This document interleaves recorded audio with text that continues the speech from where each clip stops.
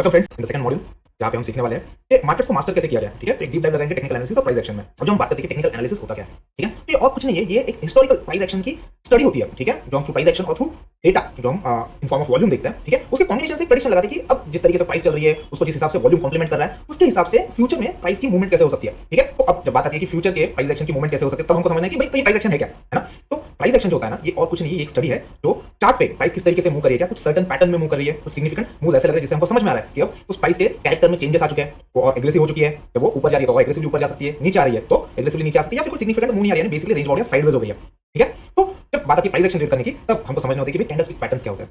ठीक है, उसके बाद में हमको देखना होता है कि चार्ट पैटर्न्स क्या होते हैं, जिसमें फिर सपोर्ट और रेजिस्टेंस आ गया, आपका ट्रेंड आइडेंटिफिकेशन हो गया, बेसिकली ट्रेंड अप ट्रेंड में है, डाउन ट्रेंड में है या साइडवेज चल रहा है। ठीक है, और उसके थ्रू फिर हमको प्राइस एक्शन में देखना होता है कि कोई रिवर्सल आने वाला है या कंटिन्यूएशन है, ट्रेंड ट्रेडिंग में हम पार्टिसिपेट कर सकते हैं। ठीक है, ये सारी चीजें जो मैं अभी आपको बता रहा हूं यहाँ पे मेंशन है, वो सारी मैं आपको चार्ट पे प्रैक्टिकली समझाने वाला हूं कि एक्जेक्टली होती क्या है। ठीक है, तो पहले थोड़ा थ्योरेटिकली समझ लेते हैं कि एक्जेक्टली इसका यूज क्यों हम इसको हमको प्राइस एक्शन इतने डिटेल स्टडी करनी है। ठीक है, इसका सिग्निफिकेंस एज अ ट्रेडर आगे जाके जब आप ऑप्शंस ट्रेड करोगे या फिर आगे जाके आप इंट्राडे या स्विंग के लिए कोई स्टॉक सिलेक्ट करते हो, तब जाके ये प्राइस एक्शन समझना इतना इंपॉर्टेंट क्यों है आपको समझ में आ जाएगा। ठीक है, तो बेसिकली ये करता क्या है, so how price action actually impacts the future trend.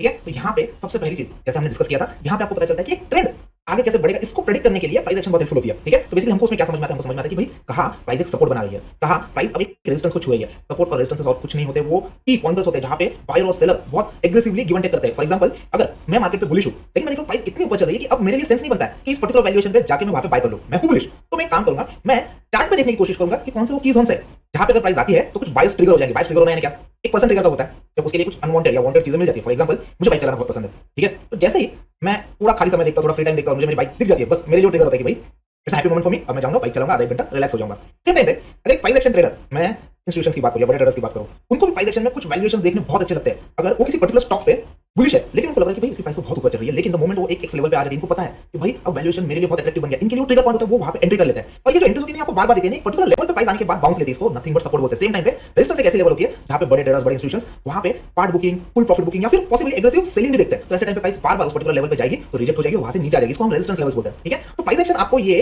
Generally support और रेजिस्टेंस लेवल्स जो होते हैं ये आइडेंटिफाई करने में मदद करते हैं। तो यहां पे आपको पता चल जाएगा कि मार्केट के पार्टिसिपेंट्स वहां पे कैसे बिहेव कर रहे हैं। सेम टाइम पे प्राइस एक्शन जो रहती है ना, ये हॉरिजॉन्टल सपोर्ट और रेजिस्टेंस के हिसाब से ही नहीं चलती, कभी-कभी ट्रेंड लाइन में चलती है, यानी मार्केट हाई हाई बना है या लोअर लो बना है और एक पर्टिकुलर ट्रेंड लाइन को वो सपोर्ट लेके चल रहा होता है, तो उसके हिसाब से भी हमको प्राइस के मूवमेंट का अंदाजा आ जाता है। ठीक है, ये एक चीज हो गई कि फ्यूचर ट्रेंड्स को कैसे प्रेडिक्ट किया जाता है। अब हमारे लिए क्या है उसमें, क्योंकि मुझे तो पता चल गया यहाँ पे सपोर्ट है, मुझे तो पता चल गया यहाँ पे रेजिस्टेंस है, तो उन पर्टिकुलर जोन्स में सपोर्ट और रेजिस्टेंस में हम और अंदर गहराई में जाते हैं, यानी हम और छोटे टाइम फ्रेम पे आते हैं, तो वहां पे हमें प्राइस एक्शन एक्चुअली कुछ सिग्नल दे रहे होते हैं ऑप्टिमल एंट्री और एग्जिट के लिए। देखो मेरे लिए कुछ भी चीज सीखना, उससे मुझे प्रैक्टिकली क्या मिलने वाला है ये मैं बहुत एग्रेसिवली देखूंगा। मुझे कुछ भी, मुझे अगर कोई एक स्टेटमेंट देता है कि भाई मुझे प्राइस एक्शन से सपोर्ट और रेजिस्टेंस मिलता है, तो मुझे उससे क्या मिलेगा, तो मुझे उससे एक प्रॉपर एंट्री और एग्जिट मिलेगी। देखो अगर प्राइस एक पर्टिकुलर सपोर्ट लेवल पे आती है और वहां पे जाके मेरे लिए जो मैं बाइंग के लिए एक चार्ट पैटर्न देखता हूं वो इमेज हो रहा है, अब मेरे लिए अपॉर्चुनिटी बन रही है। अपॉर्चुनिटी इज नथिंग बट भाई वहां पे मेरे लिए पैसे बनाने की हाई प्रोबेबिलिटी है, राइट। तो प्राइस एक्शन पैटर्न जो होते हैं ये ऑप्टिमल एंट्री एग्जिट दे होता है। एट द सेम टाइम जब हम ओवरऑल प्राइस एक्शन की बात करें, मैंने आपको बताया प्राइस और उससे वॉल्यूम का कॉम्बिनेशन कैसा है, उससे भी हमको बहुत सारी चीजें पता चलती है। तो अगर प्राइस ऊपर जा रही है और एक सिग्निफिकेंट वॉल्यूम है पार्टिसिपेंट्स के साथ जा रही है, तो हमें पता चलता है कि भाई ट्रेंड बहुत स्ट्रांग है। कभी-कभी कॉन्ट्राडिक्ट सिनेरियोस क्रिएट हो जाती है, यानी प्राइस नीचे जा रही है, प्राइस ऊपर जा रही है लेकिन वॉल्यूम सपोर्ट नहीं मिल रहा है। ऐसे टाइम पे हमको पता चल जाता है कि भाई यहां पे कुछ तो गड़बड़ है, यहां पे प्राइस रिवर्सल ले सकते हैं। तो हमारी ये एग्जिट जो होती है, टाइमली एग्जिट जो होती है, वो भी इसके थ्रू पता चलती है। जब वॉल्यूम्स की बात आ रही है ना दोस्तों, आगे जाके वॉल्यूम्स के ऐसे गजब कांसेप्ट्स मैं आपको बताने वाला हूं कि आप हैरान हो जाओगे वॉल्यूम को इस तरीके से यूज किया जाता है। ठीक है,